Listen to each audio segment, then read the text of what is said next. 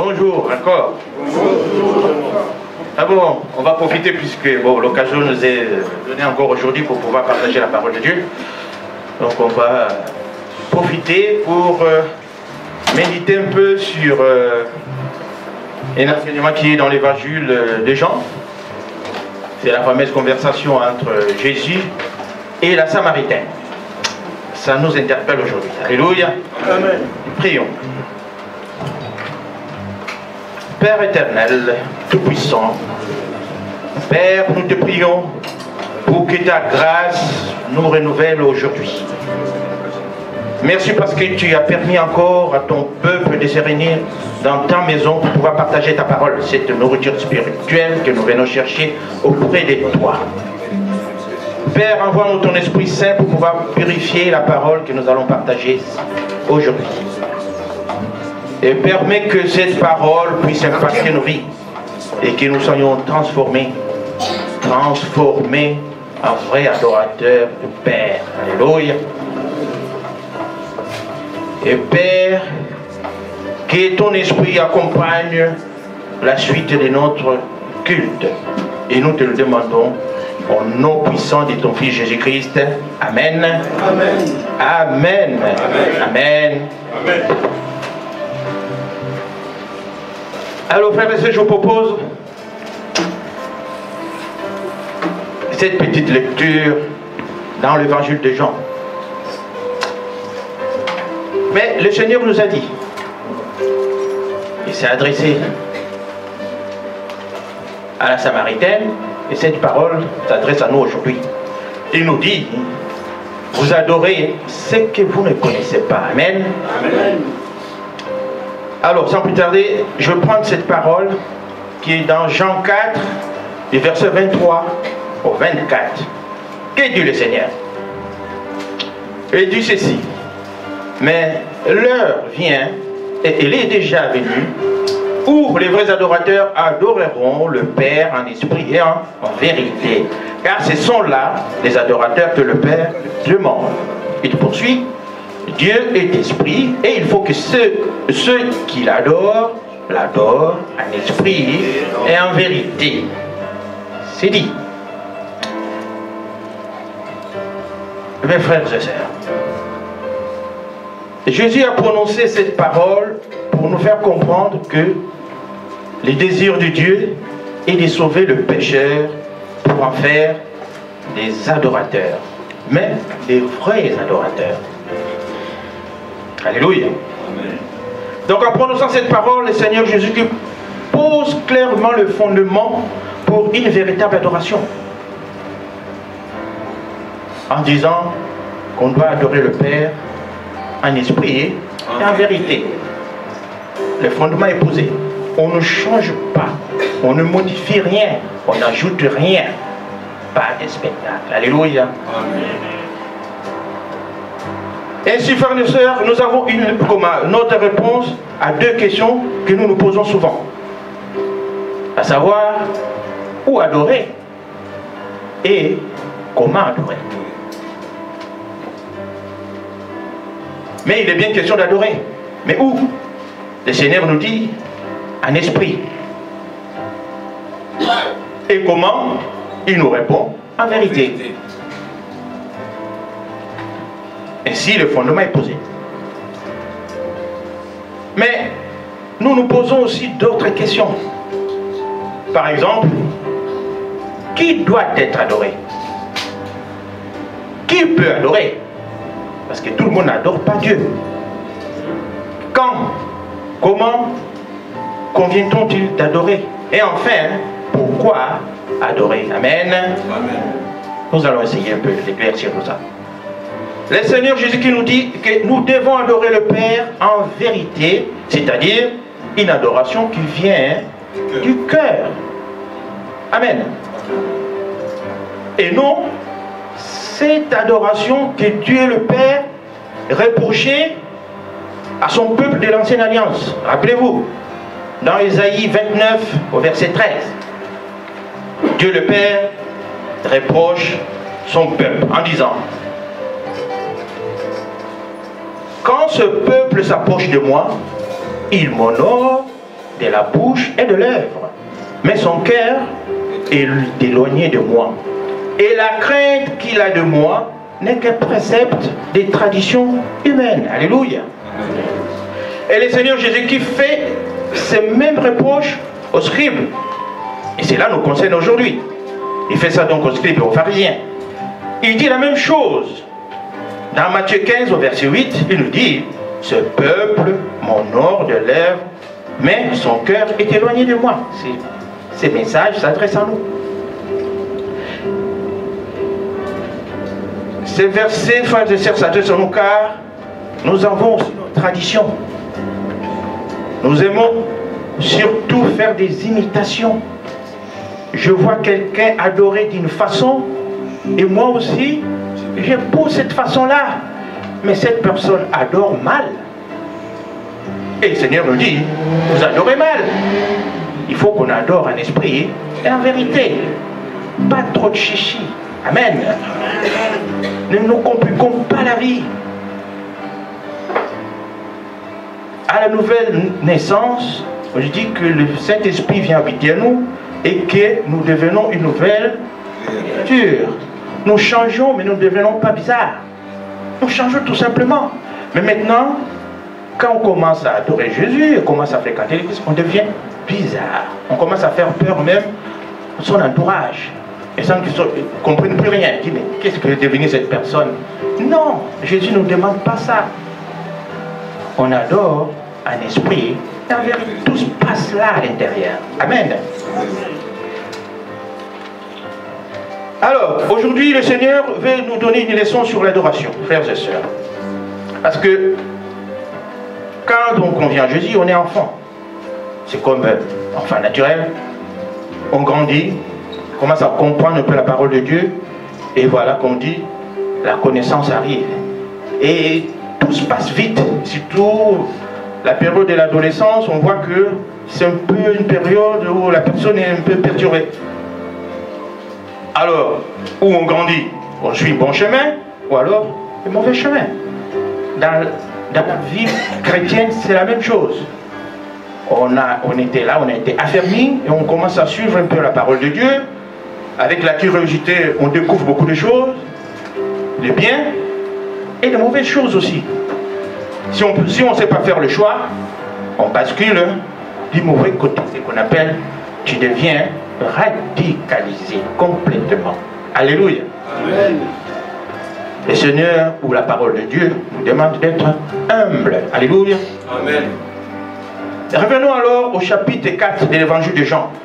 Cet entretien de Jean, de Jésus et la femme samaritaine. Je vais faire la lecture. Cette rencontre de Jésus avec le Samaritain au puits de Jacob. Nous commençons dans Jean 4, du verset 6 au verset 26. Nous avons tout le temps. Je fais la lecture. Là se trouvait le puits de Jacob. Jésus, fatigué du voyage, était assis au bord du puits. C'était environ la 6e heure. Une femme de Samarie vint puiser de l'eau. Jésus lui dit, donne-moi à boire. Car ses disciples étaient allés à la ville pour acheter des vivres. La femme samaritaine lui dit, comment toi qui es juif me demandes-tu à boire? À moi qui suis une femme samaritaine. Les juifs en effet n'ont pas de relation avec les samaritains. Jésus lui dit, si tu connaissais le don de Dieu et qui est celui qui te dit, donne-moi à boire, tu lui aurais toi-même demandé à boire et il t'aurait donné de l'eau vive. Seigneur lui dit, la femme, tu n'as rien pour puiser et le puits est profond. D'où aurais-tu donc cette eau vive? Es-tu plus grand que notre père Jacob, qui nous a donné ce puits et qui en a bu lui-même, ainsi que ses fils et ses troupeaux? Jésus lui répond, quiconque boit cette eau aura encore soif. Mais celui qui boira de l'eau que je lui donnerai n'aura jamais soif.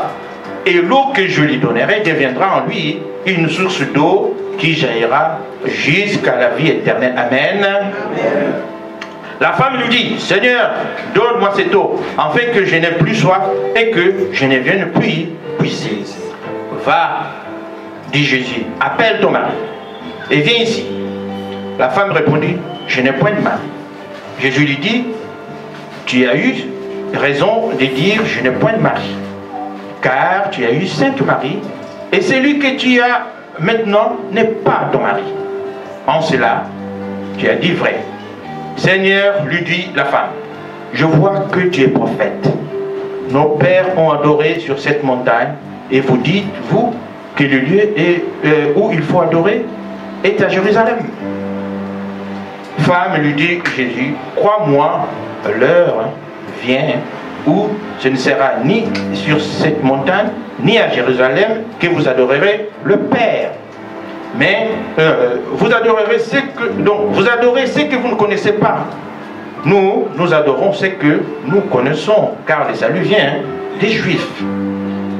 Mais l'heure vient, et elle est déjà venue, où les vrais adorateurs adoreront le Père en esprit et en vérité. Car ce sont là les adorateurs que le Père demande.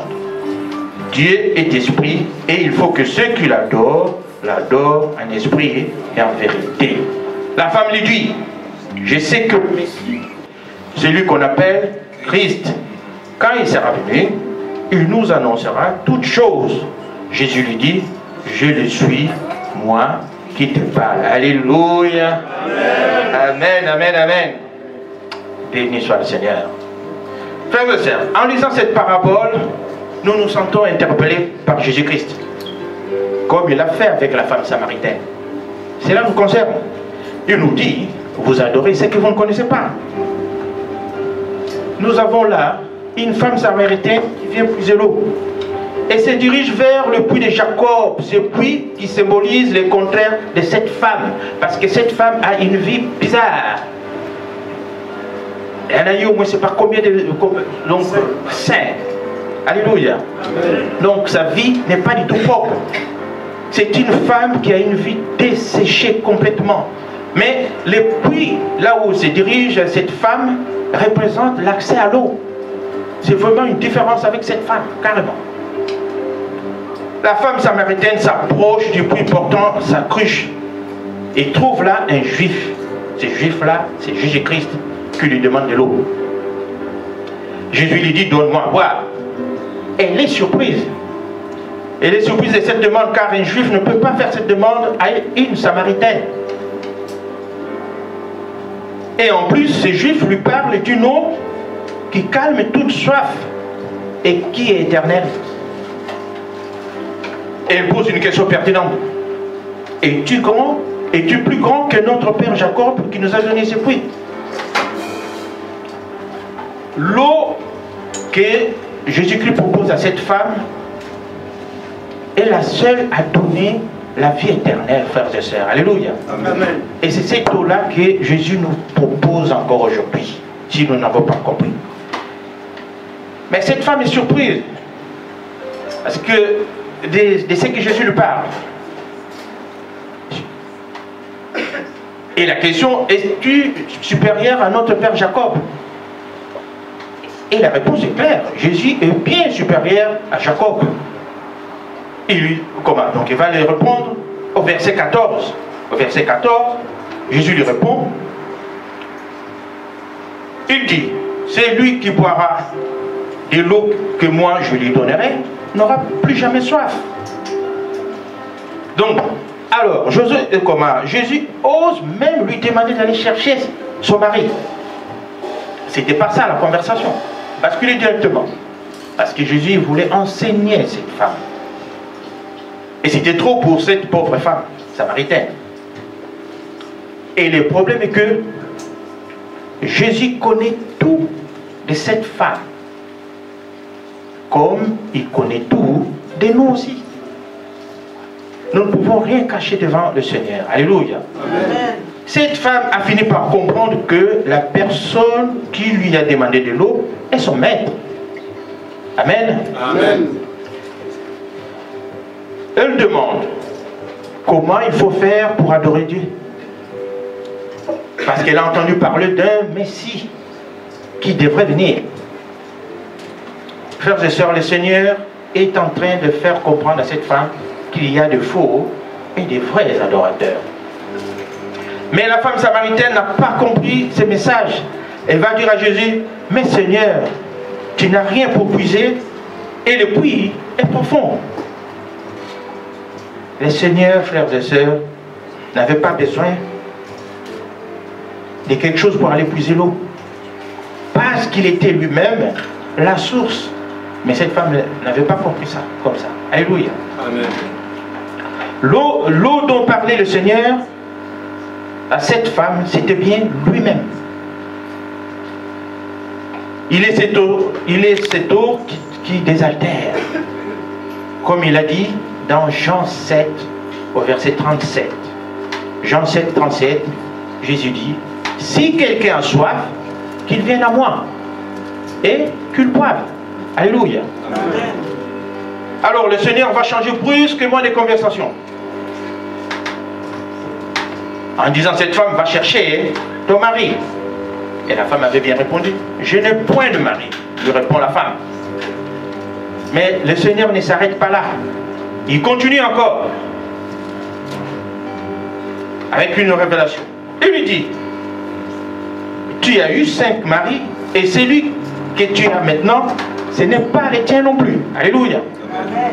Donc cette femme vient de comprendre ou découvrir complètement que Jésus connaît son histoire personnelle. Avec ses blessures, ses erreurs. La vie de cette femme est révélée. Donc, on sent tout de suite que le besoin de pardon. Et que cette femme doit rompre avec cette vie, qui n'est pas du tout une vie correcte, une vie de péché. Amen. Mais le Seigneur ne juge pas cette femme. Et aujourd'hui encore, frères et sœurs, Dieu connaît tout de nous. Il connaît nos zones d'ombre. Nous venons prier, mais nous avons nos zones d'ombre, ce qu'on appelle les zones cachées. Mais le Seigneur ne nous juge pas. Mais il nous dit d'abandonner et de changer complètement. Alléluia. Et de commencer et de devenir des vrais adorateurs. Être sincères. Alléluia. Et pourtant, il ne nous rejette pas non plus. Au contraire, il nous offre l'eau vive dont notre vie intérieure a besoin. Alors le Saint-Esprit qui habite en nous est là pour nous révéler des choses cachées, frères et sœurs, qui nous empêchent de devenir de vrais adorateurs. Ces choses cachées doivent être abandonnées pour devenir de vrais adorateurs. Nous pouvons adorer, faire du spectacle comme on veut, si on a une zone d'ombre cachée, nous ne faisons rien. Nos adorations, nos louanges ne vont pas plus loin. Amen. Amen. Bon entendeur. Il est question de vrais adorateurs. Mais Jésus va ramener cette femme sur le terrain de la relation que nous devons nous aussi avoir personnellement avec Dieu. Il lui dit, au verset 4 toujours de l'évangile de Jean, chapitre 4 de l'évangile de Jean, au verset 23, il dit, mais l'heure vient, et il est déjà venu, où les vrais adorateurs adoreront le Père en esprit et en vérité, car ce sont là les adorateurs que le Père demande.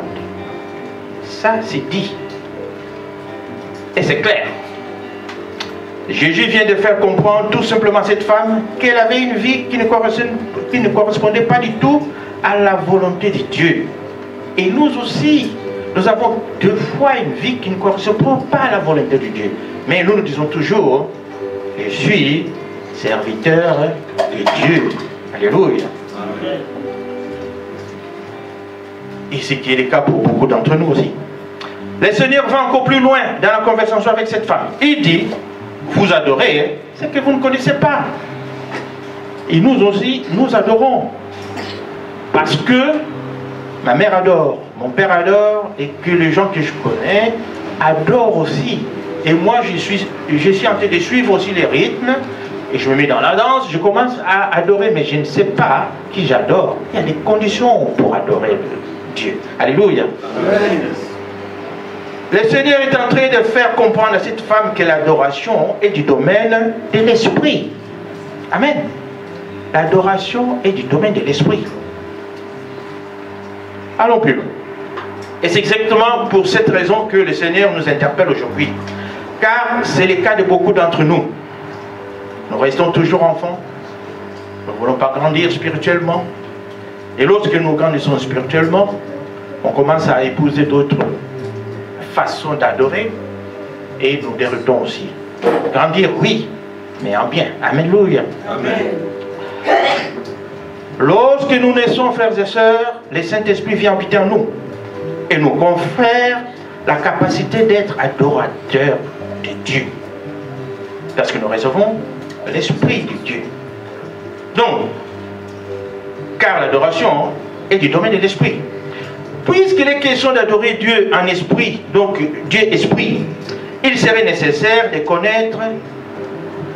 connaître pour enfin l'adorer. Comment voulez-vous adorer quelqu'un que vous ne connaissez pas? Donc nous devons bien connaître ce Dieu-là avant de l'adorer. Car nous ne pouvons pas adorer quelqu'un qu'on ne connaît pas. Donc il va falloir exprimer une extrême nécessité de vouloir le connaître. Comme Jésus le dit lui-même. Il dit, vous adorez ce que vous ne connaissez pas. Et si nous revenons dans l'Ancien Testament, Dieu le Père nous le dit. Vous me cherchez dans Jérémie 29, 13. Excusez-moi, Jérémie 29, 13. Le Père dit, vous me cherchez et vous me trouverez. Si vous me cherchez de tout votre cœur. Nous devons chercher ce Dieu-là et le connaître avant de l'adorer. Donc, si nous sommes sincères, l'Esprit de Dieu vient et nous révèle personnellement le Seigneur Jésus-Christ. Parce que c'est lui qui a payé sur la croix pour nous. Et le Saint-Esprit nous donnera donc la capacité d'être de vrais adorateurs. Mais nous disons toujours qu'à la nouvelle naissance, le Saint-Esprit habite en nous. Es-tu sûr que le Saint-Esprit habite en toi? Non. Amen. Amen. Soyons sincères dans ce que nous faisons. Donc, l'Esprit Saint vient habiter en nous et nous devenons des enfants de Dieu. Et c'est à cause de l'œuvre de Jésus-Christ sur la croix. Il a payé sur la croix pour nous, en fait que nous soyons libérés. Pour être libérés, le Saint-Esprit vient habiter en nous. Donc, le Dieu que nous adorons est esprit, frères et sœurs. Il faut que ceux qui l'adorent en esprit. Tout simplement. Mais pour adorer Dieu, il faut impérativement un lien de paternité avec Dieu. Pour adorer Dieu, il faut un lien de paternité avec Dieu. Nous ne pouvons pas adorer Dieu sans être en communication avec lui. Car il y a une condition essentielle pour adorer Dieu. Pour adorer Dieu, il faut être enfant de Dieu. Ce n'est pas un enfant de 100 ans qui va adorer Dieu. Il faut être un enfant de Dieu. C'est la condition nécessaire. Alléluia. Amen. Le Seigneur Jésus-Christ le déclare clairement. Il dit, Dieu est esprit. Et il faut que ceux qui l'adorent en esprit et en vérité. Amen. Amen. Le vrai adorateur que le Père demande, nous devons diriger notre adoration d'abord vers le Père. C'est une priorité bien établie dans la parole de Dieu. On ne peut pas changer. Et nous lisons ça dans 1 Corinthiens 8 au verset 6. Il est dit, 1 Corinthiens 8 au verset 6, néanmoins, pour nous, il n'y a qu'un seul Dieu, le Père, de qui viennent toutes choses et pour qui nous sommes. Et un seul Seigneur, Jésus-Christ, par qui sont toutes choses et par qui nous sommes. Donc, l'adoration est dirigée vers le Père parce qu'il est celui de qui proviennent toutes choses et pour qui nous sommes. C'est lui le Père, notre Père est notre Dieu. Rappelez-vous, frères et sœurs, dans l'évangile de Jean, le Seigneur a fait annoncer à ses disciples par Marie de Magdala, dans Jean 20 au verset 17, juste après sa résurrection. Jésus va croiser Marie. Il l'appelle Marie. Et Marie se retournant lui dit, Rabouni, rappelez-vous, c'est-à-dire merci. Et Jésus lui dit, au verset 17, Jean 20, 17, Jean 20, 17, Jésus lui dit, ne me touche pas, car je ne suis pas encore monté vers mon Père. Mais va trouver mes frères et dis-leur que je monte vers mon Père. Et cette parole s'adresse à nous aujourd'hui.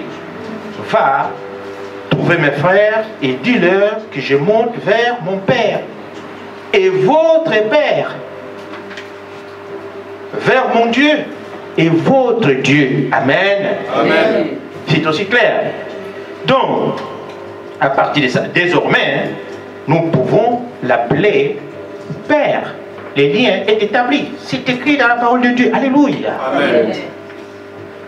Donc, l'esprit d'adoption que nous avons reçu lors de la nouvelle naissance nous introduit automatiquement dans la famille de Dieu. Je viens de le dire. Je monte vers mon Père qui est aussi votre Père. Il devient notre Père. Nous sommes ses fils et filles. Alléluia. Amen. Maintenant, Dieu fait de chacun de nous, donc le croyant, ses enfants. Nous devenons fils et filles de Dieu. Amen. Amen. Et nous lisons ceci, frères et sœurs, dans Romains 8, 15, 16. Il est dit, et vous n'avez point reçu un esprit de servitude pour être encore dans la crainte. Mais vous avez reçu un esprit d'adoption par lequel nous crions Abba, Père. L'esprit lui-même rend témoignage à notre esprit que nous sommes enfants de Dieu. Donc nous sommes devenus enfants de Dieu. Alléluia. Amen. Nous pouvons maintenant adorer le Père. Si ce n'est pas le cas, vous ne pouvez pas adorer le Père. Amen. Amen. Parce que votre adoration s'arrête là. C'est des chichis. Ça ne va pas loin.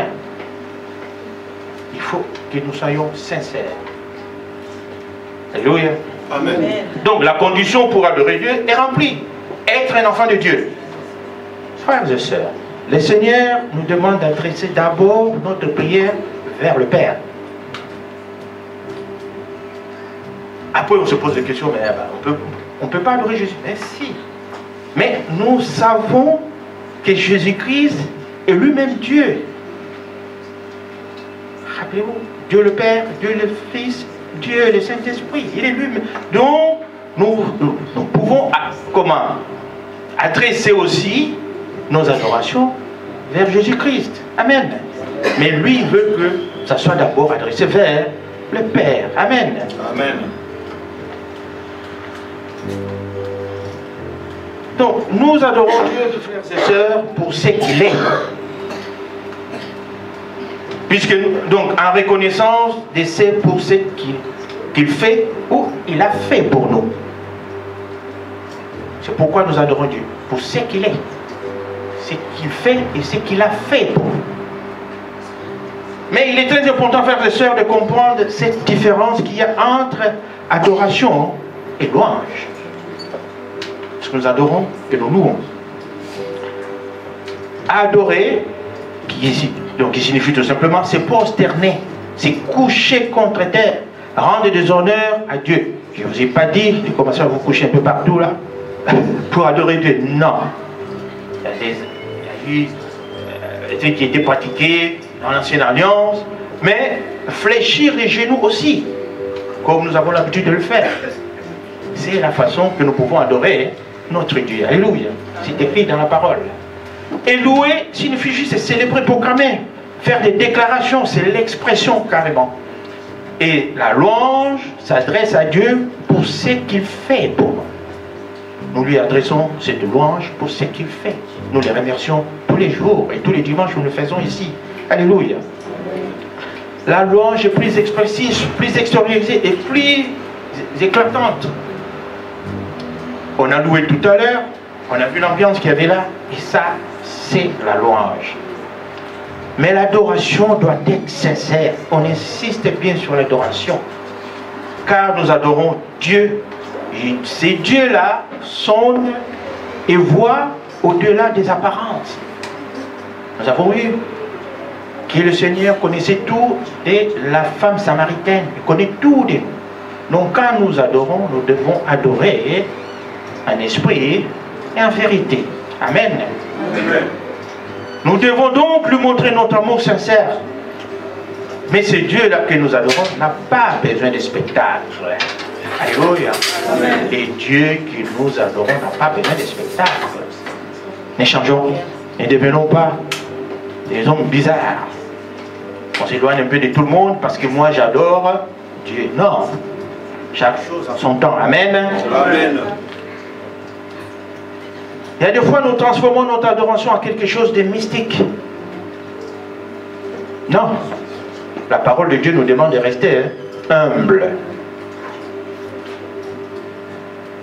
Nous avons tendance donc à imiter les autres, c'est-à-dire des gens qui ont une façon d'adorer, mais bizarroïde. Mais le Père cherche les vrais adorateurs. Et qu'est-ce que signifie adorer en vérité? Parce que le Seigneur nous demande d'adorer en vérité. Dieu désire que nous lui exprimons dans notre adoration. Non, Dieu désire que ce que nous lui exprimons dans notre adoration soit réellement senti par le cœur. Parce que nous adorons Dieu là. Parce qu'on cherchait, mais où? Et le Seigneur l'avait même dit, ça ne sera ni sur ce puits, ni à Jérusalem, que nous adorerons le Père. Mais en esprit, ça se passe là. Nous ne pouvons adorer les rédempteurs que si nous jouissons de la rédemption. Amen. Amen. Je regarde encore l'heure, on a le temps. Et qu'est-ce que nous pouvons lire un peu dans Hébreux 12, verset 28? Hébreux 12, verset 28, il est dit ceci. C'est pourquoi, recevant un royaume inébranlable, montrons notre reconnaissance en rendant à Dieu un culte qui lui soit agréable. Nous devons être sincères, tout simplement. Alléluia. Amen. Frères et sœurs, en se réunissant en son nom, comme c'est le cas aujourd'hui, on a tous quitté nos maisons pour venir ici. Cela implique l'approbation du Seigneur et c'est la condition qu'il pose à la réalisation de sa promesse. Il lui dit lui-même dans Matthieu 18 au verset 20, car là où 2 ou 3 sont assemblés en mon nom, je suis au milieu d'eux. Amen. Amen. C'est la condition pour pouvoir adorer Dieu. Nous quittons chez nous, nous venons ici, il dit là où 2 ou 3 sont réunis en mon nom, je suis au milieu d'eux. Il est là. Et nous avons chanté tout à l'heure, il est là. Saint-Esprit, Amen. Amen. Nous ne chantons pas pour chanter, nous chantons parce que nous avons la conviction qu'il est bien là. Amen. Amen. Acclamons un peu le Seigneur, bien sûr. Donc, adorer un esprit veut dire que c'est notre esprit qui communique avec l'esprit de Dieu. Et c'est là, peu importe le lieu où nous sommes, ou avec qui nous sommes, ce qui est plus important, c'est notre disposition du cœur. Pas de chichi, pas de spectacle. Je suis là, je sais que je suis en train d'adorer mon Père. C'est à l'intérieur. Vous voyez ce que je veux dire? À tout le spectacle. Jésus l'a exprimé autrement. Dans Marc 12, 30, il dit ceci. Tu aimeras le Seigneur ton Dieu de tout ton cœur, de toute ton âme, de toute ta pensée et de toute ta force. Pensée. De toute ta pensée. Amen. Amen. Alors, frères et sœurs, puisque le Seigneur habite en nous, nous ne sommes pas que hommes, nous sommes aussi esprits. Puisqu'il habite en nous, Nous ne sommes pas que hommes, nous sommes esprit aussi. Et c'est l'esprit qui adore l'esprit. Amen. Amen. Sans le Saint-Esprit, il est impossible que notre propre esprit fasse monter vers Dieu la moindre louange acceptable. Si nous pensons que notre louange monte vers le Père, c'est parce que nous sommes esprit et que l'Esprit de Dieu habite en nous. Amen. Alléluia. Amen. Alors, pour cela, n'attristons pas. Je ne vais pas dire n'attristons. N'attristez pas le Saint-Esprit de Dieu par lequel vous avez été scellés pour les jours de la rédemption. Éphésiens 4, verset 30. N'attristez pas le Saint-Esprit qui nous facilite la tâche. C'est le Saint-Esprit qui fait monter notre louange, notre adoration vers le Père. Mais il ne faut pas que le Saint-Esprit qui habite en nous soit attristé par notre comportement. Ne soyons pas comme la femme samaritaine.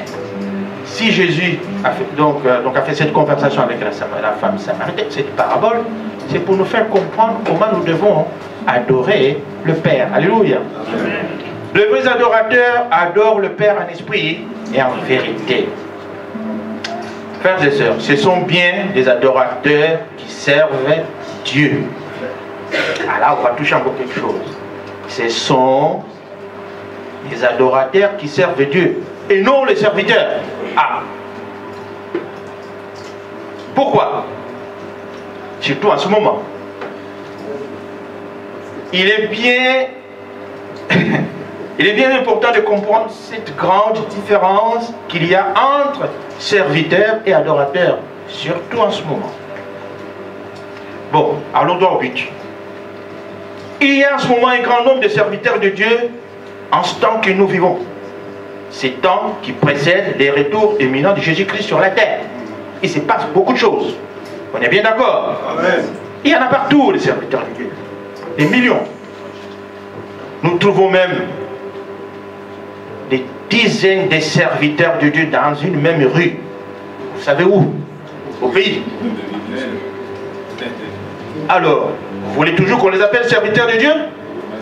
Donc, il y a maintenant serviteurs de Dieu, maintenant il y a une grande différence. Ce sont les adorateurs qui servent Dieu et non ces serviteurs qui servent Dieu. Car ils ne sont pas tous adorateurs de Dieu, puisque l'adorateur est sincère. Est-ce que vous me suivez? L'adorateur est sincère. On se proclame serviteur de Dieu. Es-tu sincère? Je ne sais pas, je ne vois pas pourquoi je vais l'appeler serviteur de Dieu. Amen. Amen. Un serviteur de Dieu peut abandonner, mais l'adorateur que Dieu cherche n'abandonnera jamais. Amen. C'est là la différence maintenant. Il y en a partout. Partout. Ils sont tous serviteurs de Dieu. Et c'est la faute à qui? La faute aux fidèles.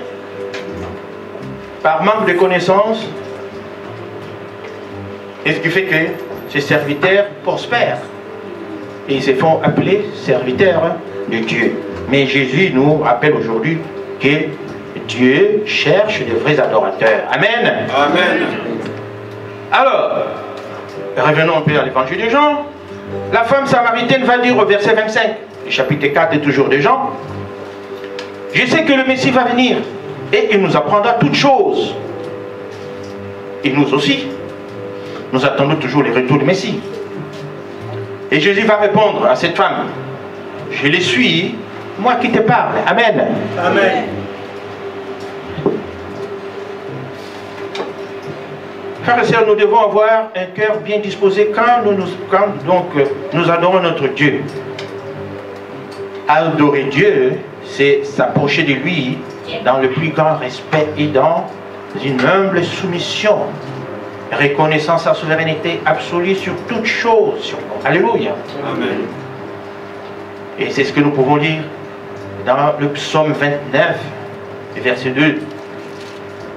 Que dit David? Rendez à l'Éternel gloire pour son nom. Prosternez-vous devant l'Éternel avec des ornements sacrés. Et c'est pour ça que nous devons adorer notre Dieu. Donc l'écoute de la parole de Dieu. Et la lecture de la parole de Dieu, frères et sœurs, donne comme résultat la connaissance de Dieu. Si on n'écoute pas la parole de Dieu, si on ne lit pas la parole de Dieu, on ne peut pas connaître Dieu. L'écoute, la lecture, donne comme résultat la connaissance de Dieu. Et cela déclenche l'adoration, tout simplement. On voit quelqu'un qui ne priait pas, qui commence à fréquenter l'église, commence à grandir spirituellement et devient adorateur et adoratrice. Alléluia. Il n'y a pas de miracle. C'est la parole. Grandir spirituellement et on commence à adorer Dieu. Amen. Amen. Donc plus nous connaissons Dieu, plus nous l'adorons. Plus nous adorons Dieu et plus nous le connaissons. Ce n'est pas sorcier. Le Seigneur nous dit, vous adorez ce que vous ne connaissez pas. Quand on commence à connaître Dieu, on a la facilité de l'adorer. Alléluia. Donc, ayez crainte de l'Éternel. Mais nous devons l'adorer comme il est écrit dans Jean 4, 25. Jean 4, 24, il est écrit, Dieu est esprit. Et il faut que ceux qui l'adorent en esprit et en vérité. Amen. Donc, nous devons d'abord, nous devons adorer et louer le Seigneur avec un cœur saint et un profond respect. Amen. Quand nous sommes dans l'adoration, l'Esprit Saint nous aide à nous approcher du Père et du Fils, afin que nous les glorifions. Amen. L'Esprit Saint qui habite en nous nous aide à nous approcher du Père et du Fils. Et sa présence parmi nous vient nous libérer. Comme il est écrit, sa présence libère les captifs. Alléluia. Amen. Alors, le psalmiste va nous dire encore, dans le psaume 22 au verset 4, il dit ici, tu es saint et tu sièges au milieu de louanges d'Israël. Alléluia. Tu es saint et tu sièges au milieu de louanges d'Israël. Et comme nous le savons, la louange appelle la présence du Seigneur. Et la présence du Seigneur rompt tous les liens. Alléluia. Nous venons ici pour adorer et louer notre Dieu. Et la louange appelle la présence de Dieu. Et sa présence nous amène la guérison. Alléluia. Amen. Sa présence amène la guérison, la restauration et la consolation. Alors, cette femme samaritaine n'a pas seulement été pardonnée, frères et sœurs, mais elle est devenue aussi adoratrice. Et sa vie a été transformée. Et nous aussi, le Seigneur nous a interpellés, il faudra que nous changeons et que nos vies soient transformées aussi. C'est l'adoration qui nous aide à communiquer avec le Seigneur. Louer, c'est ça pour commencer, s'adresser à Dieu.